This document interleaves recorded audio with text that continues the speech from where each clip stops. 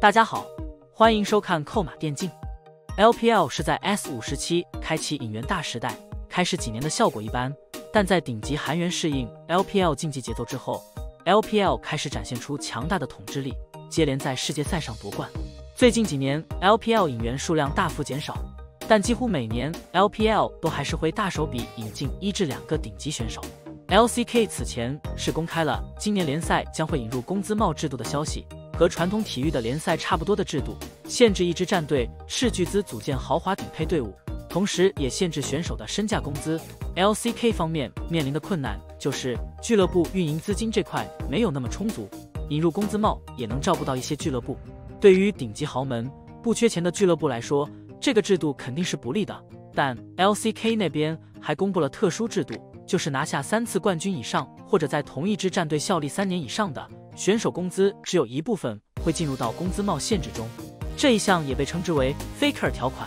单从目前给出的工资帽规则来看，整个的条件都是为 Faker 量身定制的，也就是说，下个赛季那些没有荣誉的选手，除了 Faker 以外，其余的都不可能拿到高工资。尤其是 Zika 这样的出色选手，本身的实力和工资不匹配，就会让选手产生很大的落差，到时候的人才流失是必然的。T1是 LCK 最有钱的俱乐部 ，Faker 是身价最高的选手，在工资帽不受到完整限制的情况下，依然能保留或组建顶配队伍。但不符合条件的选手需要注意 ，LCK 引入工资帽的一个弊端就是有可能会被 LPL 抢走好的选手。LPL 现阶段整体规模还是远远大于 LCK， 资金充裕的俱乐部数量多，对于 LCK 选手来说还是有很大的吸引力。韩媒最近还给出了一个重磅爆料，就是在 LCK 引入工资帽制度之后，明年 LPL 赛区将会有队伍以破格性的待遇引入 S 级别选手，也就是说，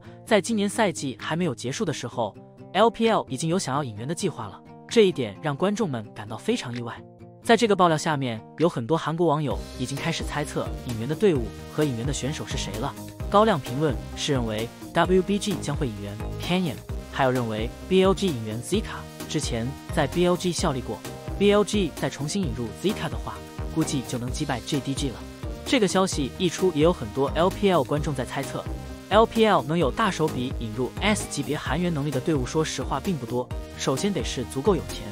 其次，阵容配置的足够有吸引力，达成这2个条件，才有机会说以破格性的方式引援 S 级别选手。目前能有这个能力，同时有这个需求的，只有2支队伍，一个是 WBG， 一个是 EDG。至于说 BLG 方面，的确也有可能，但今年 BLG 虽然说被 JDG 七擒孟获了，但整体成绩还是碾压其他所有队伍。个人认为 ，LPL 赛区引入好中单的可能性是最大的。中单位置给队伍带来的提升更大。LPL 历来都是优秀中单多，打野选手能打好的数量比较少。Canavy 和 Tarzan 算是其中比较不错的。Canyon 来 LPL 赛区的话，除非有韩国教练指导，快速学习中文才能快速融入战队。这个角度来说 ，WBG 引入 Canyon 确实还挺合适的，因为教练是 Danny。其他猜测，个人认为 EDG 有必要引入一个顶级中单。这个可能性要比 WBG 引入 Canyon 大 ，EDG 引入 Showmaker 或者 Zika 可能是收益最大的。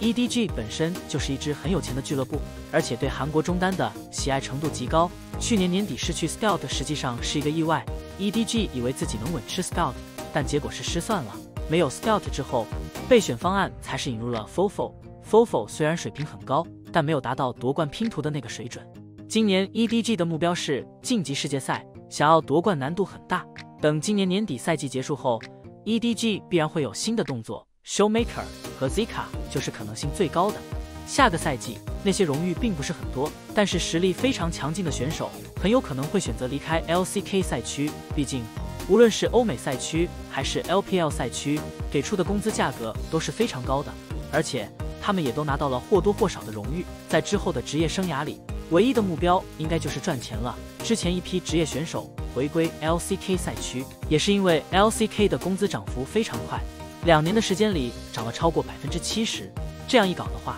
，LCK 的综合实力很有可能会下滑。好了，以上就是本期的全部内容。你们觉得那支战队最需要引入韩援呢？欢迎在下面的评论区交流讨论，我会去挨个查看。